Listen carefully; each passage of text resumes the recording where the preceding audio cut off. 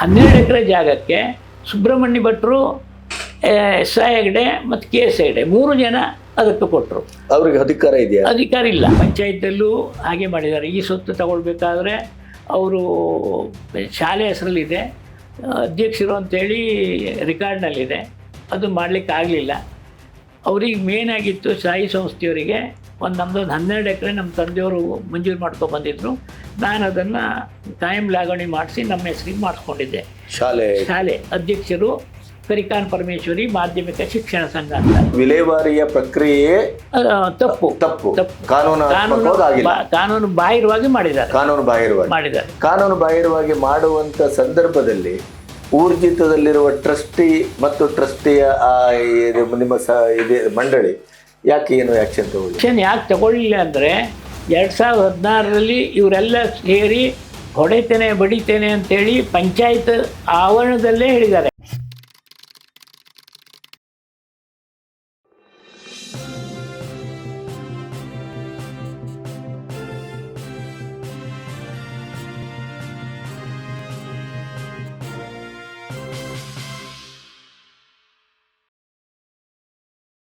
MJ ನಮಸ್ತೆ. ನಮಸ್ಕಾರ. ಈಗ ಒಂದು 70 ವರ್ಷದಿಂದ ಇದ್ದಂಥ ಈ ಸಾಲ್ಕೋಡು ಕರಿಕಾನ್ ಪರಮೇಶ್ವರಿ ಮಾಧ್ಯಮಿಕ ಶಿಕ್ಷಣ ಸಂಘ, ಇದರ ಅಂಡರಲ್ಲಿ ನಡೀತಾ ಇರುವಂಥ ಈ ಶಿಕ್ಷಣ ಸಂಸ್ಥೆ ಒಂದು ಇತಿಹಾಸ ಮತ್ತು ಒಂದು ಪರಂಪರೆ ಇದು.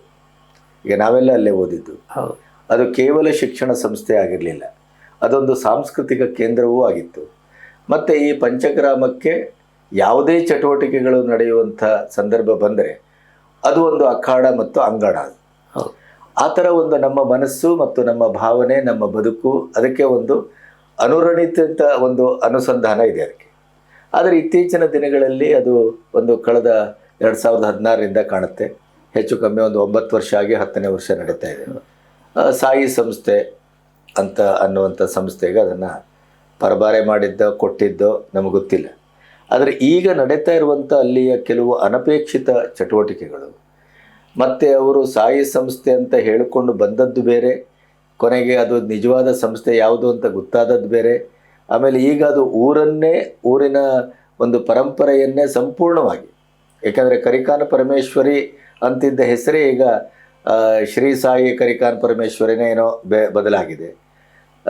ಎಲ್ಲಿ ನೋಡಿದರೂ ಸಾಯಿಬಾಬರ ಫೋಟೋಗಳು ಕಾಣ್ತವೆ, ಕರಿಕಾನ್ ಪರಮೇಶ್ವರಿಯ ಮೂರ್ತಿಯಲ್ಲೂ ಕಾಣ್ತಾ ಇಲ್ಲ. ಯಾವುದೇ ಕಾರ್ಯಕ್ರಮಕ್ಕೆ ಅಲ್ಲಿ ಜಾಗ ಕೇಳಿದರೆ ನಿರಾಕರಿಸುವಂಥ ಒಂದು ಉದ್ದಟತನ, ಇವೆಲ್ಲವೂ ಈಗ ಬಹಳ ದೊಡ್ಡ ಚರ್ಚೆಗೆ ಕಾರಣ ಆಗಿದೆ. ಮತ್ತು ಅದೊಂದು ವಿವಾದಿತವಾದಂಥ ಒಂದು ಸಂದರ್ಭಕ್ಕೆ ಬಂದು ನಿಂತಿದೆ.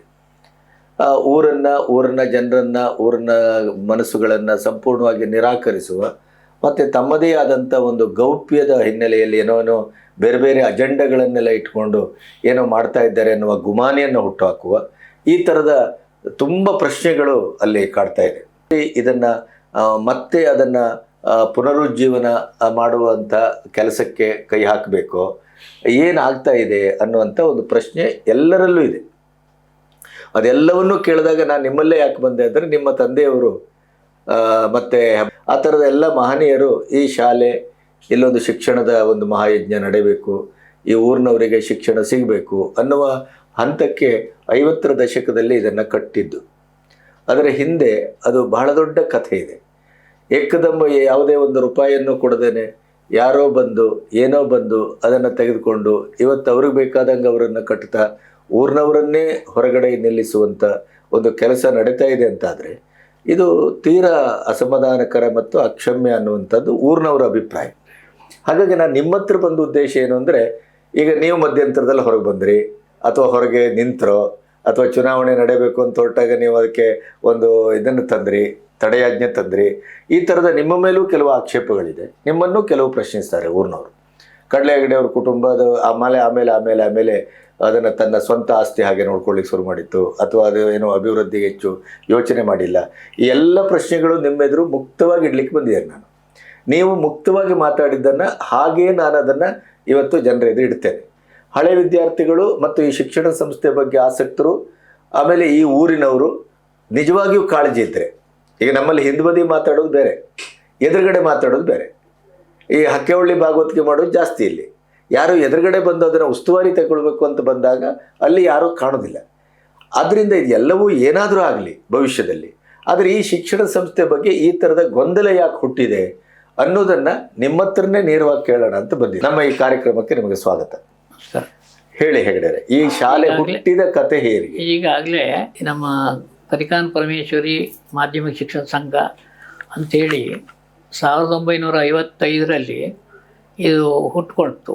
ಹುಟ್ಟು ಹೇಗಾಯಿತು ಅಂದರೆ, ನಮ್ಮ ಪರಮಪೂಜ್ಯ ಗುರುಗಳಾದಂಥ ಶ್ರೀಧರ ಸ್ವಾಮಿಗಳ ಹತ್ರ ನಮ್ಮ ತಂದೆಯವರು ವಿನಾಯಕ್ ಭಟ್ರು, ಆಮೇಲೆ ನಮ್ಮ ಕಲ್ಬಾಗ್ ಗೋವಿಂದ ಭಟ್ರು, ಹೆಬ್ಬಾನ್ ಖಾನ್ ಗಣಪ ಹೆಗಡೆರು ಮತ್ತು ಸಾಯಿಬಾಬತ್ರು ಇವರೆಲ್ಲ ಕೂಡಿಕೊಂಡು ಗುರುಗಳ ನಮ್ಮ ಕರಿಕಾನ ದೇವಸ್ಥಾನ ಜೀರ್ಣೋದ್ಧಾರ ಮಾಡಬೇಕು ಅಂತೇಳಿ ಕೇಳ್ಕೊಂಡು ಬಂದಾಗ, ಅವರಲ್ಲಿ ನಮಗೊಂದು ಮಕ್ಕಳು ವಂಚಿತರಾಗ್ತಾ ಇದ್ದಾರೆ, ನಮಗೊಂದು ಶಾಲೆ ಆಗಬೇಕಾಗಿತ್ತು, ಏನು ಮಾಡೋದು ಗುರುಗಳೇ ಅಂತ ಕೇಳಿದಾಗ, ಅವರು ಒಂದು ದಿವ್ಯ ದೃಷ್ಟಿಯಿಂದ ಈ ಒಂದು ಸಂಸ್ಥೆಯನ್ನು ನೀವು ಒಂದು ಮಾಡಿಕೊಂಡು ಮಾಡಿ ಅಂಥೇಳಿ ಅವರೇ ಮುನ್ನಿತ್ತು, ಶ್ರೀಧರ್ ಗುರುಗಳೇ ಮುನ್ನಿತ್ತು ಕೋನಶಿಲೆಯನ್ನು ಮಾಡಿ ಸ್ಥಾಪನೆ ಮಾಡಿಸಿದ್ರು.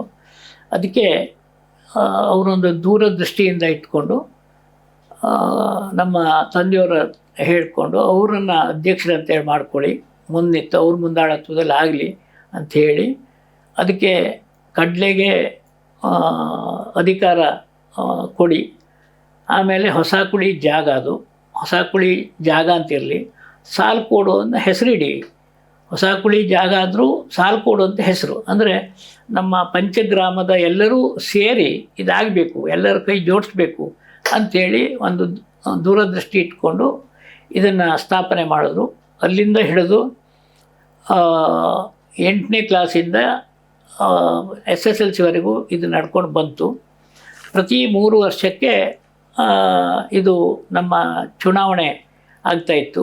ಇದು ಬಾಂಬೆ ಟ್ರಸ್ಟ್ ಆ್ಯಕ್ಟ್ನಂತೆ ಇದನ್ನು ರಿಜಿಸ್ಟ್ರೇಷನ್ ಆಗಿ E52 ಅಂಥೇಳಿ ಇದನ್ನು ದಾಖಲೆ ಮಾಡಿಕೊಂಡಿದ್ದಾರೆ. ಹಾಂ, ಅಲ್ಲೇ ಇದೆ. ಅದು E52 ಅಂಥೇಳಿ ಬಾಂಬೆ ಟ್ರಸ್ಟ್ ಆ್ಯಕ್ಟ್ ಕೆಳಗೆ ಟ್ರಸ್ಟ್ ಅಂತೇಳಿ ಮಾಡಿಕೊಂಡ್ರು ಮೊದಲೇ ಪ್ರಾರಂಭದಲ್ಲಿ. ಅದ್ರ ನಂತರ ಅದಕ್ಕೊಂದಿಷ್ಟು ಜನ ಊರಿನವ್ರನ್ನೆಲ್ಲ ಸಹಕಾರ ತಗೊಂಡು ಎಲ್ಲರನ್ನು ಮೆಂಬರ್ ಮಾಡಿ, ಈಗ ನಾವು ಬಿಡೋ ಹೊತ್ತಿಗೆ 159 ಜನ ನಮ್ಮ ಪಂಚಗ್ರಾಮದಿಂದ ಅದಕ್ಕೆ ಸದಸ್ಯರಿದ್ದರು. ಅವ್ರನ್ನೆಲ್ಲ ಕಟ್ಟಿಕೊಂಡು ಮಾಡಿದರು. ಎಲ್ಲ ಕಡೆ ದೇಣಿಗೆ ಸಂಗ್ರಹಿಸಿ ಎಲ್ಲ ನಿಮ್ಮ ಮಕ್ಕಳನ್ನ ಇಲ್ಲೇ ಕಳಿಸಿ ಅಂತೇಳಿ ಮಾಡಿ ಕಳಿಸಿದ್ರು.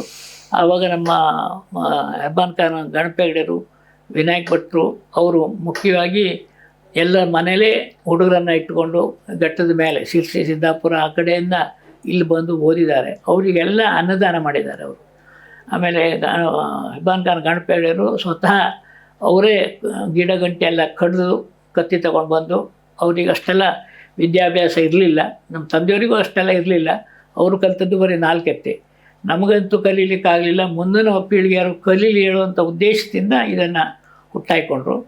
ಅಲ್ಲಿಂದ 89ರವರೆಗೂ ಅವರೇ ಮುನ್ನಡೆಸ್ಕೊಂಡು ಬಂದರು ನಮ್ಮ ತಂದೆಯವರು ಗಣೇಶ ಹೆಗಡೆಯವರು. ಅದನ್ನು ಎಲ್ಲ ಸಹಕಾರದಿಂದ ಪ್ರತಿ ವರ್ಷ ಕಾಯ್ದೆಯಂತೆ 3 ವರ್ಷಕ್ಕೆ ಒಂದು ಸಲ ಚುನಾವಣೆ ಮೂಲಕ ಆರಿಸಿ ಬಂದು ಎಲ್ಲ ಸದಸ್ಯರು ಬೇರೆ ಬೇರೆ ಜನ ಆಡಳಿತ ಕಮಿಟಿಯನ್ನು ಮಾಡಿಕೊಂಡು ಮಾಡ್ತಾಯಿದ್ರು. ಆಮೇಲೆ ನಮ್ಮ ಪೂಜ್ಯರಾದ ರಾಘವೇಂದ್ರ ಭಾರತಿ ಸ್ವಾಮಿಗಳು ನಮ್ಮ ರಾಮಚಂದ್ರಾಪುರ ಮಠ ಅವರನ್ನು ಹಿಡ್ಕೊಂಡು SSLC ಇದ್ದದ್ದನ್ನು PUC ಅಂಥೇಳಿ ಬದ್ರಿನಾರಾಯಣ ಅಂತಿದ್ರು ಆವಾಗ ಶಿಕ್ಷಣ ಮಂತ್ರಿ. ಅವರನ್ನು ಇದು 70ನೇ ಇಸ್ವಿಯಲ್ಲಿ. ಅಂದರೆ ದೊಡ್ಡ ಸ್ವಾಮಿಗಳು. ಹೌದು, ದೊಡ್ಡ ಸ್ವಾಮಿಗಳು. ಅವರನ್ನು ಹಿಡ್ಕೊಂಡು ಅವರನ್ನು ಕರೆಸಿ ಇಲ್ಲೆಲ್ಲ ತೋರಿಸಿ ಅಲ್ಲಿ PUC ಮತ್ತು 1, 2 ಅದನ್ನು ಪ್ರಾರಂಭ ಮಾಡಿದ್ರು. ಅಲ್ಲಿಂದ ಇದೆಲ್ಲ ಅನುದಾನ ಸಹಿತವಾಗಿ ಇದನ್ನು ಮಾಡಿಕೊಂಡ್ರು. ಅದೇ ರೀತಿಯಾಗಿ ಅಲ್ಲಿಂದ 89ರವರೆಗೂ ನಡೀತು. ಅದು ಅವರು ಕಾಲನ ನಂತರ ಮತ್ತು ಪಂಚಗ್ರಾಮದವರೆಲ್ಲ ಬಂದು ನನ್ನಲ್ಲಿ ವಿನಂತಿ ಮಾಡಿಕೊಂಡ್ರು, ನೀವು ಬರಬೇಕು, ನಿಮ್ಮ ತಂದೆಯವರು ಮಾಡಿದಂಥ ಸಂಸ್ಥೆ ಇದು ಅಂಥೇಳಿ ಎಲ್ಲರೂ ಕೇಳಿಕೊಂಡಾಗ 89ರಿಂದ ನಾನು ಆ ಸಂಸ್ಥೆಯ ಚುಕ್ಕಾಣಿಯನ್ನು ಹಿಡ್ಕೊಂಡು ಅಲ್ಲಿಂದ ತಂದೆಯವ್ರ ನಂತರ 98ರವರೆಗೂ ನಾನು ಅಲ್ಲೇ ಅಧ್ಯಕ್ಷನಾಗಿ ಪೂರ್ಣ ಸಹಕಾರದಿಂದ 3 ವರ್ಷಕ್ಕೆ ಇಲೆಕ್ಷನ್ ಮೂಲಕ ಆರಿಸಿ ಬಂದು ಅದನ್ನು ನಡೆಸ್ಕೊಂಡು ಬಂದ್ವಿ. ಆಮೇಲೆ 2000 ಇಸ್ವಿಯಿಂದ 2001ರವರೆಗೆ ಮತ್ತು ಚುನಾವಣೆ ಆಯಿತು. ಅಲ್ಲಿ ಸ್ವಲ್ಪ ಅಕ್ರಮ ನಡೀತು ಚುನಾವಣೆಯಲ್ಲಿ. ಆವಾಗ ಶಂಕರ ಭಟ್ರು ಅಂತೇಳಿ ಸಾಲ್ಕೋಡ್ನವರು, ಅವರನ್ನು ಅಧ್ಯಕ್ಷರು ಅಂತೇಳಿ ಘೋಷಣೆ ಮಾಡಬೇಕು ಅಂತೇಳಿ ನಮ್ಮ ಮೇಲೆ ಬಲಾತ್ಕಾರವಾಗಿ ಜನ ಹೇಳೋದ್ರಿಂದ ನಾವು ಅವರನ್ನು ಅಧ್ಯಕ್ಷರು ಅಂತೇಳಿ ಮಾಡಿದ್ವಿ. ಅದು ಅನಧಿಕೃತವಾಗಿ ಆಗಿದೆ. ಚುನಾವಣೆ ಫಲಿತಾಂಶ ಘೋಷಣೆ ಆಗಿರಲಿಲ್ಲ. ಆದರೂ ನಾನು ಅದನ್ನು ಪ್ರಾಮಾಣಿಕವಾಗಿ ಅವರು ಒತ್ತಾಯಕ್ಕೆ ಮಣಿದು ಅದನ್ನು ಘೋಷಣೆ ಮಾಡಿದೆ. ನಾನು ಅಲ್ಲಿಂದ ನಿವೃತ್ತಿ ಹೊಂದೆ. ಅಲ್ಲಿಂದ ಮೆಂಬರ್ ಆಗಿದ್ದೆ 2001ರವರೆಗೂ. ನಂತರವು ನನಗೇನು ನೋಟಿಸು ಅಥವಾ ಇವು ಏನೂ ಕೊಡಲಿಲ್ಲ. ನಾನು ಮೆಂಬರ್ ಇದ್ದರು. ನಾನು ಅದನ್ನು ಕೋರ್ಟ್ನಲ್ಲಿ ಚಾಲೆಂಜ್ ಮಾಡಿದೆ. ನಾನು ತೆಗೆದುಹಾಕಿದ್ರು ಅಂತ ಹೇಳಿ ಮಾಡಿದ್ರು. ನನ್ನ ಮೇಲೆ ಕ್ರಿಮಿನಲ್ ಕೇಸ್ ಹಾಕಿದ್ರು. ಎಲ್ಲ ಇದನ್ನೆಲ್ಲ ಬುಕ್ಸು ಗಿಕ್ಸು ಎಲ್ಲ ಇದು ಮಾಡಿದ್ದಾರೆ, ಚಾರ್ಜ್ ಕೊಡಲಿಲ್ಲ ಅಂಥೇಳಿ. ಆ ಕ್ರಿಮಿನಲ್ ಕೇಸು ಕಿತ್ತೋಯಿತು. ಅದಲ್ಲ ಅಂಥೇಳಿ ಆಯಿತು. ಅದ ನಂತರ ನಾನೇ ಅಧ್ಯಕ್ಷಿದ್ದೇನೆ ಅಂಥೇಳಿ ಮತ್ತೆ 3 ವರ್ಷ ಆದಮೇಲೆ ನಾನು OS 96 ಪ್ರಕಾರ ನಾನು ಕೋರ್ಟ್ನಲ್ಲಿ ದಾಖಲು ಮಾಡಿದೆ. ಅದು 2015ರವರೆಗೂ ಅದು ನಡೀತು ಹಾಗೆ. ಆಮೇಲೆ ಅದ್ರ ನಂತರ ಮತ್ತೆ ಯಾರನ್ನೋ ಕರ್ಕೊಂಡ್ಬಂದು ಅವರೊಟ್ಟಿಗೆ ಕೂರಿಸ್ಕೊಂಡ್ರು. ಚುನಾವಣೆ ಆಗಲಿಲ್ಲ. ಚುನಾವಣೆ ಮಾಡಲಿಕ್ಕೆ ಇವರು ಅನಧಿಕೃತವಾಗಿ ಮಾಡಲಿಕ್ಕೆ ಹೊರಟರು, ಏನೇನೋ ಮಾಡಿಕೊಂಡು. ಅದಕ್ಕೆ ಯಾರೋ ಹೊರಗಿನವರು, ನಾನಲ್ಲ, ಹೊರಗಿನವರು ಅದಕ್ಕೆ ಹೈಕೋರ್ಟಿಗೆ ಹೋಗಿ ಸ್ಟೇ ತಂದರು.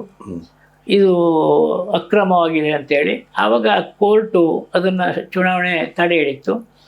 ಈ ಮಧ್ಯಂತರದಲ್ಲಿ ಕೆಲವು ಜನ ಶಿಕ್ಷಕರಿಗೆ ಪಗಾರೆಲ್ಲ ಕೊಡ್ಲಿಕ್ಕೆ ತೊಂದರೆ ಆಗ್ತದೆ ಹೇಳಿದ ಕೂಡಲೇ ಹಣ ಬಟವಡೆ ಅಧಿಕಾರಿ, ವೇತನ ಬಟವಡೆ ಅಧಿಕಾರಿ ಅಂತ ಹೇಳಿ KT ಭಟ್ರನ್ನು, ಅಂದರೆ DDPU ಕಾರವಾರ, ಇವರನ್ನು ನೇಮಣಿಕೆ ಮಾಡ್ತು. ಆದರೆ ಕಾಯ್ದೆ ಪ್ರಕಾರ ಅವರೇ ಹೇಳಿದ ಪ್ರಕಾರ 2 ವರ್ಷವರೆಗೆ ಮಾತ್ರ ಈ ವೇತನ ಬಟವಡೆ ಅಧಿಕಾರಿ ಇರ್ಬೋದು. ನಂತರ ಅದು ಇಲೆಕ್ಷನ್ ಆಗಲೇಬೇಕು. ಆದರೆ ಆಗಿಲ್ಲ. ಅದ್ರ ಮಧ್ಯದಲ್ಲಿ 2016ರಲ್ಲಿ ನಮಗೊಂದು ಸರ್ಕ್ಯುಲರ್ ಬಂತು. ಬಂದ ಪ್ರಕಾರ ಡೆಪ್ಯೂಟಿ ರಿಜಿಸ್ಟ್ರ್ ಹತ್ರ ನಮ್ಮ ಬಾಂಬೆ ಟ್ರಸ್ಟ್ ಆ್ಯಕ್ಟು ರಿಲೀಫ್ ಆಯಿತು ಅಲ್ಲಿಗೆ. ಆವಾಗ ನೀವು ಮತ್ತೆ ರಿಜಿಸ್ಟರ್ ಮಾಡಬೇಕು ಅಂಥೇಳಿ ಡೆಪ್ಯೂಟಿ ರಿಜಿಸ್ಟ್ರ್ ಹತ್ರ ಮಾಡಬೇಕು ಅಂತಂದರು. ಆವಾಗ ನಾವು ಮತ್ತು GG ಭಟ್ ಅಂತೇಳಿ ಅವರಿಬ್ಬರು 2 ಬಣ ಮಾಡಿಕೊಂಡು ಹೋದ್ವಿ. ನಮ್ಮದೇ ಅಂಥೇಳಿ ನಾವು ಹೇಳೋದು, ಅವರೇ ಅಂಥೇಳಿ. ಅವರು ಅನಧಿಕೃತ ಆಗಿತ್ತು. ಅದರಲ್ಲಿ DR ಅವರು ಅದು 2 ವಜಾ ಮಾಡಿ ನೀವು ಕೋರ್ಟಲ್ಲಿ ನಿಕಾಲಿ ಮಾಡ್ಕೊಂಡು ಬನ್ನಿ, ಕೋರ್ಟ್ ಏನು ಹೇಳ್ತದೋ ಅದರ ನಂತರ ಮಾಡ್ತೇವೆ ಅಂತ ಅಂದರು. ಕೋರ್ಟಲ್ಲಿ ನಾವು ದಾವೆಯನ್ನು ವಾಪಸ್ ತಗೊಂಡ್ವಿ. ಯಾಕೆಂದರೆ ನಮ್ಮ ಉದ್ದೇಶ ಏನಿತ್ತು, 3 ವರ್ಷವರೆಗೆ ಅವರೆಲ್ಲ ನಾವು ಅಂತಿತ್ತು. 3 ವರ್ಷ ಆದಮೇಲೆ ಅವರು ಬಿಟ್ಟರು, ನಾವು ಬಿಟ್ವಿ.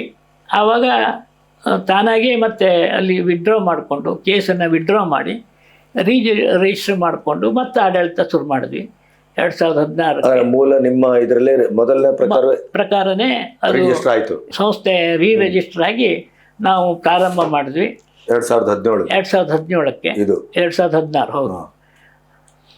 2-4 ಆವಾಗ ಎಲ್ಲ ಊರಿನವರೆಲ್ಲ ಮತ್ತೆ ಬಂದು ನೀವು ಬರಬೇಕು, ಮತ್ತು ಶಾಲೆ ಎಲ್ಲ ತಲೆ ಮೇಲೆ ಬೀಳೋ ಪರಿಸ್ಥಿತಿ ಆಗಿದೆ, ಎಲ್ಲ ರೀಪಕಾಸ್ ಹೋಗಿದೆ, ಹಂಚೋಗಿದೆ ಅಂತೇಳಿ ಎಲ್ಲ ರಿಕ್ವೆಸ್ಟ್ ಮಾಡಿದ್ಮೇಲೆ ನಾವೇ ನಮ್ಮ ಕೈಯಿಂದ ಕೆಲವೊಂದು 15-20 ಲಕ್ಷ ರೂಪಾಯಿ ಹಾಕಿಬಿಟ್ಟು ಎಲ್ಲ ಮೇಲ್ಛಾವಣಿಯನ್ನು ತೆಗೆದು ರಿಪೇರಿ ಮಾಡಿ ಹುಡುಗರಿಗೆ ಕೂತ್ಕೊಳ್ಳಿಕ್ಕೆ ಒಂದು ವ್ಯವಸ್ಥೆ ಮಾಡಿದ್ರು. ಆವಾಗ ಇದೇ ನಮ್ಮ DDPU ಆಯಿತು ನೀವು ಮಾಡಿ ಅಂತ ಅಂದರು ಅವರು. ನಾವು ಮಾಡಿದ್ವಿ. ಕೆಲವು ದುಷ್ಟ ಶಕ್ತಿ ಅಂತ ಹೇಳ್ತೇವೆ ನಮ್ಮಲ್ಲಿ, ಕೆಲವು ಉಪನ್ಯಾಸಕರು ಇದನ್ನೆಲ್ಲ ಮನಗಂಡ್ಕೊಂಡು ಅನಧಿಕೃತವಾಗಿ ಒಳಗೆ ಸೇರಿಕೊಂಡಿದ್ರು ನಾವು ಇಲ್ಲದೆ ಹೋದಾಗ. ಆವಾಗ ನಾವು ಅದನ್ನು ವಿರೋಧ ಮಾಡಿದ್ವಿ ಅಂಥೇಳಿ ಅವರು ಇದಕ್ಕೆ ಆಡಳಿತಾಧಿಕಾರಿ ನೇಮಿಸಬೇಕು ಅಂತ ಮಾಡಿದ್ರು. ಆಡಳಿತಾಧಿಕಾರಿ ಆಗಲಿಲ್ಲ, ವೇತನ ಬಟವಡೆ ಅಧಿಕಾರಿ ಅಷ್ಟೇ ಅವರಿಗೆ ಅಧಿಕಾರ. ಸಂಸ್ಥೆ ನಮ್ಮದೇ ಅಂಥೇಳಿ ಇತ್ತು. ಒಂದು ಸಲ ನಮ್ಮಲ್ಲಿ ಟ್ರಸ್ಟ್ ರಿಜಿಸ್ಟರ್ ಆದರೆ ಆ ಟ್ರಸ್ಟು ಯಾವತ್ತೂ ಹೋಗೋದಿಲ್ಲ ಮತ್ತು ಎಲ್ಲೂ ವಿಲೀನ ಮಾಡಲಿಕ್ಕೂ ಆಗೋದಿಲ್ಲ. ನಮ್ಮಲ್ಲಿ ಬೈಲೋದಲ್ಲಿ ಇರೋ ಪ್ರಕಾರ ಯಾವುದೇ ಒಂದು ಸಂಸ್ಥೆಗೆ ನಾವು ಇದನ್ನು ಕೊಡಲಿಕ್ಕೆ ಬರೋದಿಲ್ಲ. ಅದರಲ್ಲಿ ಆವಾಗ DDPU ಏನಿದ್ರು KT ಭಟ್ ಅಂತಿದ್ರು, ಅವರು ಹಿತಾಸಕ್ತಿಯಿಂದ ಸಾಯಿ ಸಂಸ್ಥೆ ಕೊಡಬೇಕು ಅಂತೇಳಿ ನನ್ನ ಹತ್ರ ರಿಕ್ವೆಸ್ಟ್ ಮಾಡಿದ್ರು. ನಾನು ಕೊಡಲಿಕ್ಕೆ ಆಗೋದಿಲ್ಲ, ನಮ್ಮಲ್ಲಿ ಪ್ರೊವಿಷನ್ ಇಲ್ಲ ಅಂಥೇಳಿ ನಾನು ಅವರಿಗೆ ಕ್ಲಿಯರ್ ಕಟ್ಟಾಗಿ ಹೇಳಿದೆ. ನಾವು ನಡೆಸಲಿಕ್ಕೆ ಸಮರ್ಥರಿದ್ದೇವೆ, ನಮ್ಮ ಊರಿನವರೆಲ್ಲರೂ ಸೇರಿ ನಾವು ನಡೆಸ್ಕೊಂಡು ಹೋಗ್ತೇವೆ ಅಂತ ಹೇಳಿದ್ವಿ. ಆವಾಗ ಕೆಲವು ಊರಿನವರೆಲ್ಲ ಕೆಲವು ಜನ ಹಿತಾಸಕ್ತಿಯಿಂದ ಅವರಿಗೆಲ್ಲ ಕೆಲಸ ಬೇಕಾಗಿತ್ತೋ ಏನೋ ಗೊತ್ತಿಲ್ಲ ನಮಗೆ. ಎಲ್ಲ ಸೇರಿಕೊಂಡು ಈ ಸಂಸ್ಥೆಯ ಮೆಂಬರ್ ಅಲ್ಲದೆ ಹೋದರ ಹತ್ರ ಎಲ್ಲ ಸಹಿ ಮಾಡಿಸಿ ಒಂದು ಮೀಟಿಂಗ್ ಸೇರಿಸಿ ಅಲ್ಲಿ ಈ ಸಂಸ್ಥೆಯನ್ನು ಅವರಿಗೆ ಹಸ್ತಾಂತರ ಮಾಡುವುದು ಅಂಥೇಳಿ ಮಾಡಿದ್ರು. ಅದೆಲ್ಲ ಕಾಯ್ದೆ ವಿರುದ್ಧವಾಗಿ ಮಾಡಿದ್ದಾರೆ, ಬೇಕಾಯ್ದೆ ಮಾಡಿದ್ದಾರೆ. ಪಂಚಾಯತಲ್ಲೂ ಹಾಗೆ ಮಾಡಿದ್ದಾರೆ. ಈ ಸೊತ್ತು ತಗೊಳ್ಬೇಕಾದ್ರೆ ಅವರು ಶಾಲೆ ಹೆಸರಲ್ಲಿದೆ, ಅಧ್ಯಕ್ಷರು ಅಂಥೇಳಿ ರೆಕಾರ್ಡ್ನಲ್ಲಿದೆ, ಅದು ಮಾಡಲಿಕ್ಕೆ ಆಗಲಿಲ್ಲ. ಅವ್ರಿಗೆ ಮೇನಾಗಿತ್ತು ಶಾಹಿ ಸಂಸ್ಥೆಯವರಿಗೆ ನಮ್ಮದೊಂದು 12 ಎಕರೆ ನಮ್ಮ ತಂದೆಯವರು ಮಂಜೂರು ಮಾಡ್ಕೊಬಂದಿದ್ರು. ನಾನು ಅದನ್ನು ಕಾಯಂ ಲಾಗಣಿ ಮಾಡಿಸಿ ನಮ್ಮ ಹೆಸರಿಗೆ ಮಾಡಿಸ್ಕೊಂಡಿದ್ದೆ. ಶಾಲೆ ಅಧ್ಯಕ್ಷರು ಕರಿಕಾನ್ ಪರಮೇಶ್ವರಿ ಮಾಧ್ಯಮಿಕ ಶಿಕ್ಷಣ ಸಂಘ ಅಂತ. ಅದು ಈಗಲೂ ಹಾಗೆ ಇದೆ? ಈಗಲೂ ಹಾಗೆ ಇತ್ತು. ಅದು 2017ಕ್ಕೆ ನಮ್ಮ ಮೆಂಬರ್ ಅಲ್ಲದೆ ಹೋದವರು, ಈಗ ಒಂದು ಸುಬ್ರಹ್ಮಣ್ಯ ಭಟ್ರು ಅಂತೇಳಿ ಮಾಡಿದ್ದಾರೆ, ಅವರು ನಮ್ಮ ಸಂಸ್ಥೆ ಮೆಂಬರೇ ಅಲ್ಲ, ಅದಕ್ಕೆ ದಾಖಲೆ ಇದೆ. KS ಹೆಗಡೆ ಅಂತೇಳಿ ಮಾಡಿದ್ದಾರೆ, ಕೃಷ್ಣ ಶಂಕರ್ ಹೆಗಡೆ ಅಂತ, ಅವರು ನಮ್ಮ ಮೆಂಬರ್ ಅಲ್ಲ. ಅವ್ರು ಹಳೆಯ ವಿದ್ಯಾರ್ಥಿ ಸಂಘದ ಅಧ್ಯಕ್ಷರಿದ್ರು ಮೊದಲೇ, ಹೌದು, ಮೆಂಬರ್ ಅಲ್ಲ. ಎಲ್ಲ ಗಿಫ್ಟ್ ಡೀಡು ಅಂತೇಳಿ ಮಾಡಿಕೊಂಡ್ರು. ಶಾಲೆ ಇರೋದು ಪ್ರಿನ್ಸಿಪಾಲು SKP ಜೂನಿಯರ್ ಕಾಲೇಜ್ ಅಂತಿದೆ, ಆದರೆ ರಿಕಾರ್ಡ್ ಇರೋದು ಅಧ್ಯಕ್ಷರು ಸೆಕ್ರೆಟ್ರಿ ಮಾಧ್ಯಮಿಕ ಶಿಕ್ಷಣ ಸಂಘ ಅಂತಿದೆ. ಇವರು 3 ಜನ ಕೂಡಿಕೊಂಡು ಸಂಸ್ಥೆ ಮೆಂಬರು ನಾವು. ನಮ್ಮ ಅದರಲ್ಲಿ ಹೇಳಿರ್ತಾರೆ ಅವರು ರಿಜಿಸ್ಟರ್ ಮಾಡಬೇಕಾದ್ರೆ, ಈ ಟ್ರಸ್ಟ್ ಹಾಗೇ ಇದೆ, ಟ್ರಸ್ಟ್ ಹೋಗಿಲ್ಲ ಅಂತ ಅವರೊಂದು ಮಾತನ್ನು ಹೇಳಿ ಅದರಲ್ಲಿ ದಾಖಲಾತಿಲಿ ಇದೆ. ಟ್ರಸ್ಟ್ ಹೋಗಿಲ್ಲ ಅಂತ. ಟ್ರಸ್ಟ್ ಹೋಗಿಲ್ಲ ಅಂದಮೇಲೆ ಟ್ರಸ್ಟ್ನವರೇ ಬೇರೆಯವ್ರಿಗೆ ಕೊಟ್ಟರೆ ಅದೇನೋ ಒಂದು ಆಗ್ತಿತ್ತು. ಈಗ ಟ್ರಸ್ಟ್ ಹೋಗಿಲ್ಲ ಅಂತಂದರೆ ಇದರ ವಿಲೇವಾರಿ ಮಾಡುವ ಹಕ್ಕು ಬಾಧ್ಯತೆಗಳು ಟ್ರಸ್ಟಿಗೆ ಮಾತ್ರ ಇರ್ತದೆ. ಅಧ್ಯಕ್ಷರು ಮತ್ತು ಕಾರ್ಯದರ್ಶಿ ಅವರು ಅದನ್ನು ಪರಬಾರೆ ಮಾಡ್ಬೋದು. ಅದು ಸಾರ್ವಜನಿಕ ಸಭೆಯಲ್ಲಿ, ಸಾರ್ವಜನಿಕ ಸಭೆ ಅಂದರೆ ನಮ್ಮ ಮೆಂಬರ್ ಇದ್ದು ಸಾರ್ವಜನಿಕ ಸಭೆ, ಅವರಿಗೆ ಮುಂಚಿತವಾಗಿ ಒಂದು ತಿಂಗಳ ಮುಂಚಿತವಾಗಿ ಎಲ್ಲರಿಗೂ ತಿಳಿಸ್ಕೊಂಡು ಅವರನ್ನು ಸೇರಿಸ್ಕೊಂಡು, ನೋಡ್ರಪ್ಪ ನಮ್ಮ ಹತ್ರ ನಡೆಸ್ಲಿಕ್ಕೆ ಆಗೋದಿಲ್ಲ, ನಾವು ಇದು ಕೊಡುವನ ಹೇಗೆ ಅಂತೇಳಿ, ಅದು ಬೈಲೋದಲ್ಲಿ ನಮ್ಗೆ ಕೊಡ್ಲಿಕ್ಕೆ ಪ್ರೊವಿಷನ್ ಇಲ್ಲ. ಆ ಬೈಲೋನು ತಿದ್ದುಪಡಿ ಮಾಡಿಕೊಂಡು ಮಾಡಬೇಕಾಗಿತ್ತು, ಅದು ಮಾಡಲಿಲ್ಲ. Point number 1, registered body trust ಜೀವಂತವಾಗಿದೆ, ಆಯ್ತಾ, ಹೋಗುದಿಲ್ಲ. ಅವರು ಟ್ರಸ್ಟಿಗಳು ಎಲ್ಲರೂ ಸತ್ತೋದ್ಮೇಲೆ ಮುಂದೇನು ಅಂತೇಳಿ ಅದಕ್ಕೆ ಬರ್ತದೆ. ಅಲ್ಲಿವರೆಗೆ ಒಂದೇ ಟ್ರಸ್ಟ್ ಇದ್ರು ಆ ಟ್ರಸ್ಟ್ ಅನ್ನ ನಡೆಸಬಹುದು ಅಂತೇಳಿ ರೂಲಿಂಗ್ ಇದೆ. ಹೌದು, ಟ್ರಸ್ಟ್ ಚಾಲ್ತಿಯಲ್ಲಿ ಇರುವಾಗ ಟ್ರಸ್ಟು ನಿಜವಾದಂಥ ರೀತಿಯ ಎಲ್ಲ ಫಾರ್ಮಾಲಿಟೀಸ್ ಅನ್ನ ಮಾಡಿ ಊರವರ ಅಭಿಪ್ರಾಯ, ಸದಸ್ಯರ ಅಭಿಪ್ರಾಯ ಇವೆಲ್ಲ ಕ್ರೋಢೀಕರಣ ಮಾಡಿ ಕೊಡಬಹುದು ಅಂತ ಆದ್ರೆ ಬೈಲಾಸನ್ ಚೇಂಜ್ ಮಾಡಿ ಕೊಡ್ಬೇಕು. ಇದು ಪ್ರಕ್ರಿಯೆ. ಇದಾಗಿದೆಯಾ? ಆಗಿಲ್ಲ. ಏನಾಯ್ತು ಇದರಲ್ಲಿ? ಅದೇನಲ್ಲ, 2 ಜನ ಶಿಕ್ಷಕರು ಈ ಥರ ಮಾಡಿದ್ದಾರೆ, ಅವರು ಸ್ವಹಿತಾಸಕ್ತಿಯಿಂದ ಅಂತೇಳಿ ಅವ್ರ ಮೇಲೆ ಯಾವುದೋ ಒಂದು ಕೇಸ್ ಆಗಿತ್ತು. ಅದನ್ನು ನಾವು ಬಂದರೆ ಮತ್ತು ಅದನ್ನು ಪುನರ್ ಪರಿಶೀಲನೆ ಮಾಡ್ತೇವೆ ಅಂತೇಳಿ ಅವ್ರದ್ದು ಹೆದರಿಕೆ. ಆಮೇಲೆ ಅನಧಿಕೃತವಾಗಿ ಒಳಗೆ ಸೇರಿಕೊಂಡವರು ಅವರು ತಮ್ಮನ್ನು ತೆಗೆದುಹಾಕ್ತಾರೆ ಅಂತ ಹೆದರಿಕೆ. ಇದೆಲ್ಲ ಕಾರಣದಿಂದ ಅದು 2-3 ಜನ ಶಿಕ್ಷಕರು ಸೇರಿಕೊಂಡು ಇದೆಲ್ಲ ಪಿತೂರಿ ನಡೆಸಿದ್ದಾರೆ. ಈಗ ಅವ್ರ ಮೇಲೆ ಆದ ಕೆಲವು ಕೇಸುಗಳು ಇತ್ಯಾದಿಗಳಿಗೆ ಇಲ್ಲ, ನಮ್ಮ ಹತ್ರ ದಾಖಲೆ ಇದೆ. ಅದ್ರ ಮೇಲೆ ಟಿವಿನಲ್ಲೂ ಬಂದಿದೆ. ಅದ್ರ ಮೇಲೆ ಅವರು ಕೇಸು ಹಾಕಿದ್ರು, ಅದೆಲ್ಲ ಸುಳ್ಳು ಅಂತ ಹೇಳುವ ಆಗಿದೆ. ಅದು ಅವ್ರ ಕೇಸ್ ಸುಳ್ಳು ಅಂತಲ್ಲ, ಅವ್ರು ಮಾಡಿದ್ದು, ನಾವು ಅದನ್ನು ಹೇಳಿದ್ದು ಸುಳ್ಳು ಅಂಥೇಳಿ ಕೋರ್ಟ್ನಲ್ಲಿ ನಿರ್ಣಯ ಆಗಿದೆ. ಇಲ್ಲಿಂದ ಹೈಕೋರ್ಟ್ವರೆಗೂ ಹೋಗಿದ್ದಾರೆ ಅವರು. ಆಗ ಅದು ಆ ಥರ ಆಗಿದೆ. ಅವರು ಮಾಡಿದ್ದು ತಪ್ಪು ಸುಳ್ಳು ಅಂತಲ್ಲ, ಅವರು ಈ ನಾವು ಅದನ್ನ ಹೇಳಿದ್ದು ಸುಳ್ಳು ಅಂತೇಳಿ ಕೇಸನ್ನು ವಜಾ ಮಾಡಿದ್ದಾರೆ. ಈ ಪಂಚಾಯತ್ದವರು ಈ ಅನಧಿಕೃತ ದಾಖಲೆ ತಗೊಂಡು ಟ್ರಸ್ಟು ಅದರಲ್ಲಿ ಕೊಟ್ಟಿದ್ದಾರೆ. ಅವರು ಈ ನಮ್ಮ ಅಧ್ಯಕ್ಷರು ಅಂತೇಳಿ ಇರುವಂಥ ದಾಖಲೆ ಕೊಟ್ಟಿದ್ದಾರೆ. ಮತ್ತು ಪ್ರಿನ್ಸಿಪಾಲ್ರ ಹೆಸರಿಗೆ ನಮ್ಮ ಕಾಲೇಜಿನ ಕಟ್ಟಡ ಇತ್ತು, ಅದನ್ನೂ ಕೊಟ್ಟಿದ್ದಾರೆ. ಆದರೆ 3 ಜನ ಅವ್ರದ್ದು ಆಧಾರ್ ಕಾರ್ಡ್ ತಗೊಂಡು, 2 ಜನರ ಆಧಾರ್ ಕಾರ್ಡು ತಗೊಂಡು ಅವರು ಈ ಸೊತ್ತನ್ನು ಅವರು ಏನು ಮಾಡಿದ್ದಾರೆ, SKP ಜೂನಿಯರ್ ಕಾಲೇಜಿಗೆ ಈ ಸೊತ್ತನ್ನು ಕೊಟ್ಟಿದ್ದಾರೆ. ಇವರು ಸಬ್ ರಿಜಿಸ್ಟ್ರ್ ಆಫೀಸಲ್ಲಿ ನಾವು ಸಂಸ್ಥೆಯ ಸದಸ್ಯರು ಅಂಥೇಳಿ ದಾನ ಕೊಟ್ಟಿದ್ದಾರೆ. 2 ಜನ, KS ಹೆಗಡೆ ಮತ್ತು SI ಹೆಗಡೆ ಅಂತೇಳಿ ಅವರಿಬ್ಬರು. SI ಹೆಗಡೆ ನಮ್ಮ ಮೆಂಬರ್, ಹೌದು, ಜನರಲ್ ಮೆಂಬರ್, ಆಡಳಿತ ಕಮಿಟಿ ಅಲ್ಲ. KS ಹೆಗಡೆ ನಮ್ಮ ಮೆಂಬರೇ ಅಲ್ಲ. ಇದು ಒಂದು ಕಡೆಗೆ. 12 ಎಕರೆ ಜಾಗಕ್ಕೆ ಸುಬ್ರಹ್ಮಣ್ಯ ಭಟ್ರು, ಎಸ್ ಐ ಹೆಗ್ಡೆ ಮತ್ತು ಕೆ ಎಸ್ ಹೆಗ್ಡೆ 3 ಜನ ಅದಕ್ಕೆ ಕೊಟ್ಟರು. ಅವ್ರಿಗೆ ಅಧಿಕಾರ ಇದೆಯಾ? ಅಧಿಕಾರ ಇಲ್ಲ. ಈಗ ಅದನ್ನು ಸ್ವಲ್ಪ ವಿವರಿಸಿ ನೀವು. ಈ ಕಡೆದು ಮತ್ತು ಆ ಕಡೆದು. ಹೌದು. ಈಗ ಇಲ್ಲಿ ಒಳಗಡೆ ಬಂದವರೆಲ್ಲರೂ ಕೆಲವರು ಹೌದು ಆಪಾದಿತರು, ಹೌದು ಆರೋಪಿತರು, ಹೌದೌದು, ಅವ್ರದೇ ಆದಂತ ಕೆಲವು ಕೇಸ್ಗಳಲ್ಲಿ ಸಿಕ್ಕಾಕೊಂಡವರು. ಅಂದ್ರೆ ಅದ್ರ ಶಿಕ್ಷೆಗೆ ಗುರಿಯಾಗಬಹುದು ಅನ್ನುವ ಭಯದಲ್ಲಿ ಅವರು ನಿಮ್ಮನ್ನ ಅವಾಯ್ಡ್ ಮಾಡಿ ಮಾಡಿದ್ದಾರೆ. ಈಗ ಈ ಮಾಡುವ ಪ್ರಕ್ರಿಯೆಯಲ್ಲಿ ಹಾಗಾದ್ರೆ ಪಂಚಾಯತ್ ಸೇರ್ಕೊಂಡಿದೆ, ಸಬ್ ರಿಜಿಸ್ಟ್ರು ಸೇರ್ಕೊಂಡಿದ್ದಾರೆ, ತಹಸೀಲ್ದಾರು ಸೇರ್ಕೊಂಡಿದ್ದಾರೆ. ನಾವು ತಹಸೀಲ್ದಾರಿಗೂ ನೋಟಿಸ್ ಕೊಟ್ಟಿದ್ದೇವೆ, ನಾವು ಮಾಡುದಿಲ್ಲ ಅಂತೇಳಿ ನಮ್ಗೆ ಉತ್ತರ ಕೊಟ್ಟಿದ್ದಾರೆ. ದಾಖಲೆ ಇದೆ ನಮ್ಮ ಹತ್ರ. ಆದ್ರೂ ಮಾಡಿದ್ರು ಅವರು. ಈಗ ನೀವು ಮೂಲಭೂತವಾಗಿ ಹೇಳ್ತಾ ಇರುವಂತದ್ದು ವಿಲೇವಾರಿಯ ಪ್ರಕ್ರಿಯೆ ತಪ್ಪು ಕಾನೂನು ಬಾಹಿರವಾಗಿ ಮಾಡಿದ್ದಾರೆ. ಕಾನೂನು ಬಾಹಿರವಾಗಿ ಮಾಡುವಂತ ಸಂದರ್ಭದಲ್ಲಿ ಊರ್ಜಿತದಲ್ಲಿರುವ ಟ್ರಸ್ಟಿ ಮತ್ತು ಟ್ರಸ್ಟಿಯ ನಿಮ್ಮ ಮಂಡಳಿ ಏನು ಆಕ್ಷನ್ ಯಾಕೆ ತಗೊಳ್ಳಿಲ್ಲ ಅಂದ್ರೆ 2016ರಲ್ಲಿ ಇವರೆಲ್ಲ ಸೇರಿ ಹೊಡಿತೇನೆ ಬಡಿತೇನೆ ಅಂತೇಳಿ ಪಂಚಾಯತ್ ಆವರಣದಲ್ಲೇ ಹೇಳಿದ್ದಾರೆ ನಮ್ಮ ಮೇಲೆ. ಇವರು ಈ ಸಾಯಿ ಸಂಸ್ಥೆಯವರು ಒಬ್ಬರು ಹೇಳಿದ್ದಾರೆ, ಅದು ರೆಕಾರ್ಡ್ ಇರ್ಬೋದು CCTVನಲ್ಲಿ. ಬೆಳಗ್ಗೆ ಇವರು ಬೆಳೆ ಬಟ್ಟೆ ಹಾಕ್ಕೊಂಡಿರ್ತಾರೆ, ಸಂಜೆ ಇದೇ ವ್ಯಕ್ತಿ ಕೆಂಪು ಬಟ್ಟೆ ಹಾಕಿರ್ತಾರೆ, ನಿಮ್ಮನ್ನ ಕೊಲೆ ಮಾಡ್ತಾರೆ ಅಂತೇಳಿ ಇದೇ ನಮ್ಮ ಶಿಕ್ಷಕರೊಬ್ಬರಲ್ಲೇ ಹೇಳಿದ್ದಾರೆ, ಆ ಸಭೆಯಲ್ಲೇ ಹೇಳಿದ್ದಾರೆ. ಹಾಗಾಗಿ ನಾವು ಜೀವನದ ಬೆದರಿಕೆ ಒಡ್ಡೋದ್ರಿಂದವ ನಾವು ಸ್ವಲ್ಪ ನಾವು ಬೇಡ ಅಂತಂದ್ರೆ ಬಿಟ್ಬಿಡಪ್ಪ ನಮ್ಗೆ ಎಂತಕ್ಕೆ ಅಂತೇಳಿ ನಮ್ಮ ಮನೇಲೆಲ್ಲ ಸ್ವಲ್ಪ ಭಯ ಪಟ್ಕೊಂಡು ಹೇಳಿದ್ರು. ನಮ್ಮ ಮನೆಗೂ ಫೋನ್ ಬಂದಿತ್ತು, ನಮ್ಮ ಮನೆಯವರಿಗೆ ನಿಮ್ಮ ಗಂಡನನ್ನ ಕೊಲೆ ಮಾಡ್ತೇವೆ ನಾವು ಅಂತೇಳಿ ಆ ಸಂದರ್ಭದಲ್ಲಿ. ಆವಾಗ ಅದು ಮನೇಲೆಲ್ಲ ಸ್ವಲ್ಪ ಗಾಬರಿ ಹಾಕ್ಕೊಂಡು ಬೇಡ ನಮ್ಗೆ ಯಾಕೆ, ಅವರಿಗೆ ಬೇಡ ಅಂದಮೇಲೆ ನಮ್ಗೆ ಯಾಕೆ ಅಂತಂದರು.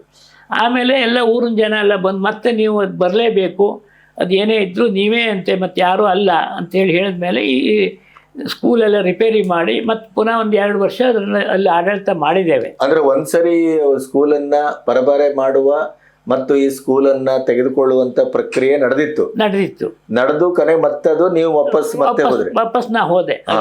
ಅಲ್ಲಿ 2016ಕ್ಕೆ ಹೋಗಿ ಅದನ್ನ ರಿಜಿಸ್ಟರ್ ಮಾಡ್ಕೊಂಡೆ. ಆವಾಗ ಇಲಾಖೆಯವರು ನೀವು ರಿಜಿಸ್ಟರ್ ಮಾಡಬೇಕು ಅಂತೇಳಿ ನಮಗೆ ಆರ್ಡರ್ ಕೊಟ್ಟದ್ರಿಂದ ನಾವು ಮಾಡ್ಕೊಂಡ್ವಿ. ಅದೇ ಪ್ರಕಾರ ನಾವು ಮಾಡಿಕೊಂಡು ಮತ್ತೆ ಅವ್ರಿಗೆ ಏನಂದ್ವಿ, ನೀವು ಆಡಳಿತಾಧಿಕಾರಿ ಏನು ಪೇ ಡ್ರಾಯಿಂಗ್ ಆಫೀಸರ್ ಏನಿದಾರ ಅವರನ್ನು ವಿಡ್ರಾ ಮಾಡಿ ಅಂತೇಳಿ ನಾವು ಅವ್ರಿಗೆ ಲೆಟ್ರ್ ಕೊಟ್ಟಿದ್ದೇವೆ. ನಾವು ಮಾಡ್ತೇವೆ ಅಂದರೆ ಇಲ್ಲಿ ಅಧಿಕೃತವಾಗಿ ನಾವು ಲೆಟ್ರ್ ಕೊಟ್ವಿ DR ಹತ್ರ, ಜಿಲ್ಲಾ ಸಹಕಾರ ಅಧಿಕಾರಿ ಹತ್ರ. ಇವರೇ MG ಹೆಗ್ಡೆ ಅವರೇ ಅಧ್ಯಕ್ಷರು. E52 ಇದೆ ಸಂಸ್ಥೆ ಮತ್ತು ರಿಜಿಸ್ಟರ್ ಆಗಿದೆ. ಇದಿನ್ನು ಎಲ್ಲಿವರೆಗೂ ಊರ್ಜಿತ ಇದು? ಅದು 3 ವರ್ಷಕ್ಕೆ ಇಲೆಕ್ಷನ್ ಆಗಬೇಕು. ಅದೇ ರೀತಿ ನಾವು 5 ವರ್ಷಕ್ಕೆ ಬೈಲೋ ಮಾಡ್ಕೊಂಡ್ವಿ, ಮತ್ತು ಹೊಸ ಬೈಲೋ ಕೊಟ್ಟಿದ್ದೇವೆ. 5 ವರ್ಷದಂತೆ ನಾವು ಇಲೆಕ್ಷನ್ ಮಾಡಿ ಇಲ್ಲಿವರೆಗೂ ನಾವು ಅದೇ ಸಂಸ್ಥೆ ನಮ್ಮ ಡೇಟ್ವರೆಗೂ ನಾವೇ ನಮ್ಮ ಕಮಿಟಿ ಇದೆ ಕಾನೂನಾತ್ಮಕವಾಗಿ. ಪ್ರತಿ ವರ್ಷ ನಾವು 5 ವರ್ಷಕ್ಕೆ ಒಂದ್ಸಲ ಎಲ್ಲ ಆಡಿಟು ಇದೆಲ್ಲ ಮಾಡಿಬಿಟ್ಟು ನಾವು ಅಲ್ಲಿ ರಿನ್ಯೂವಲ್ ಮಾಡ್ತಾನೆ ಇದ್ದೇವೆ ಸಹಕಾರ ಇಲಾಖೆಯಲ್ಲಿ. ಇಲ್ಲಿವರೆಗೂ ಇದೆ. ನೆಕ್ಸ್ಟ್ 26ಕ್ಕೆ ಮತ್ತೆ ಇಲೆಕ್ಷನ್ ಬರ್ತದೆ, 5 ವರ್ಷ ಮುಗೀತದೆ, ಆವಾಗ ಮತ್ತೊಂದು ಇಲೆಕ್ಷನ್ ಆಗ್ತದೆ. ಆ ಇಲೆಕ್ಷನಲ್ಲಿ ಯಾರು ಬರ್ತಾರೋ ಏನೋ ಗೊತ್ತಿಲ್ಲ. ಇದಂತೂ ನಮ್ಮ ವಂಶ ಪಾರಂಪರ ಆದಂಥ ಸಂಸ್ಥೆ ಅಲ್ಲ, ಅದು ದೃಢೀಕರಿಸ್ತೇವೆ. ಯಾಕೆಂದರೆ ಇದು ಚುನಾವಣೆ ಮೂಲಕ ಆರಿಸೋದು ಅಂದರೆ ಯಾರು ಬೇಕಾದ್ರೂ ಆರಿಸ್ಬೋದು, ಪ್ರಜಾಪ್ರಭುತ್ವ ಪ್ರಕಾರ ನಡ್ಕೊಂಡು ಹೋಗ್ತದೆ. ಹಾಗಾಗಿ ಅದರಲ್ಲಿ ಆ ಒಂದು ಏನು ಜನ ಆಕ್ಷೇಪಣೆ ಮಾಡ್ತಾರೋ ಅದು ಸತ್ಯಕ್ಕೆ ದೂರವಾದ ಸಂಗತಿ.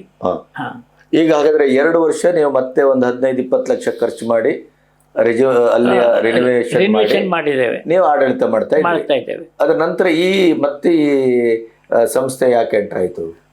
ಅದಕ್ಕೆ ಇವರು 3 ಜನ ಸೇರಿಕೊಂಡು ಅದು ಅನಧಿಕೃತವಾಗಿ ಕೊಟ್ಟು ಆವಾಗ ನಮ್ಗೆ ಹೊಡಿತೇನೆ ಅಂತೆಲ್ಲ ಗಲಾಟೆ ಮಾಡಿದ್ಮೇಲೆ ನಾವು ಹೋಗಿದ್ಬಿಟ್ವಿ.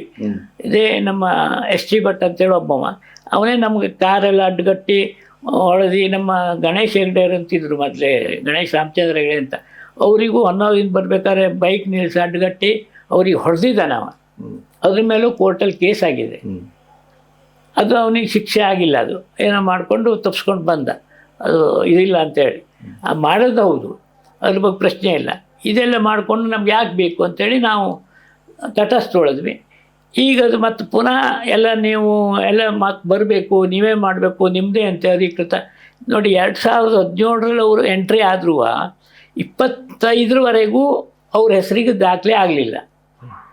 ಯಾಕೆ ನಾವು ಡಿಪಾರ್ಟ್ಮೆಂಟಿಗೆ ನೋಟಿಸ್ ಕೊಟ್ಟಿದ್ದೇವೆ, ನೀವು ಮಾಡಿದ್ರೆ ನಿಮ್ಮ ಮೇಲೆ ಕ್ರಮ ತಗೊಳ್ತೇವೆ ಅಂತೇಳಿ. ಅವ್ರಿಗೆ 7 ವರ್ಷದಿಂದ ಮತ್ತೆ ನಾವು ಪ್ರತಿ ವರ್ಷ ನೋಟಿಸ್ ಕೊಡ್ತಾನೇ ಇದ್ದೇವೆ ಅವರಿಗೆ. ಅವ್ರೀಗ ಅನಧಿಕೃತವಾಗಿ ಆ ಮಿನಿಸ್ಟ್ರಿ ಹಿಡ್ಕೊಂಡು ಯಾರನ್ನೋ ಹಿಡ್ಕೊಂಡು ಈಗ ಅದು ಸಾಯಿ ಕರಿಕಾನ್ ಪರಮೇಶ್ವರಿ ಅಂಥೇಳಿ ಹೆಸರನ್ನು ಬದಲಾವಣೆ ಮಾಡ್ಕೊಂಡು ಈಗ ಆರ್ಡರ್ ತಂದಿದ್ದಾರೆ. 25ಕ್ಕೆ ಮೊನ್ನೆ ಜೂನ್ದಲ್ಲಿ ತಂದಿದ್ದಾರೆ. ಇಲ್ಲಿವರೆಗೂ SKP ಎಜುಕೇಷನ್ ಸೊಸೈಟಿ ಅಂತಲೇ ಇತ್ತು ಅದು. ಈಗ ಹೆಸರು ಬದಲಾವಣೆ ಮಾಡ್ಬೋದು ಅವರು? ಅವರ ಲೆಟರ್ ಪ್ರಕಾರ ಮಾಡ್ಬೋದು. ಆದರೆ ಅವರಿಗೂ ನಾನು ಹೋಗಿ ಭೇಟಿಯಾದೆ, ನೀವು ಅದ್ರ ಮೇಲೆ ಅಬ್ಜೆಕ್ಷನ್ ಕೊಡಿ, ನಮ್ಮ ಇದ್ರ ಮೇಲೆ ಸ್ಟೇ ಮಾಡಿಸಿ ಅಂತ ಹೇಳಿದ್ದಾರೆ ಅವರು.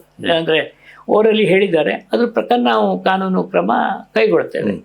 ಈಗ 12 ಎಕರೆ ಜಾಗಕ್ಕೂ ಅವರು ಅನಧಿಕೃತವಾಗಿ ಮಾಡಲಿಲ್ಲ, ಅಧಿಕೃತವಾಗಿ ಅವರು ಖರೀದಿ ಮಾಡಲಿಲ್ಲ, ದಾನ ಪಡೆಯಲಿಲ್ಲ, ಯಾರ ಹತ್ರ ಪಡಿಬೇಕಾಗಿತ್ತು ಅವ್ರ ಹತ್ರ ಪಡೆಯಲಿಲ್ಲ ಅಂಥೇಳಿ ಎಂಟ್ರಿಗೂ ನಾವು ಈಗಾಗಲೇ ನ್ಯಾಯಾಲಯದ ಮೊರೆ ಹೋಗಿದ್ದೇವೆ ಈಗ.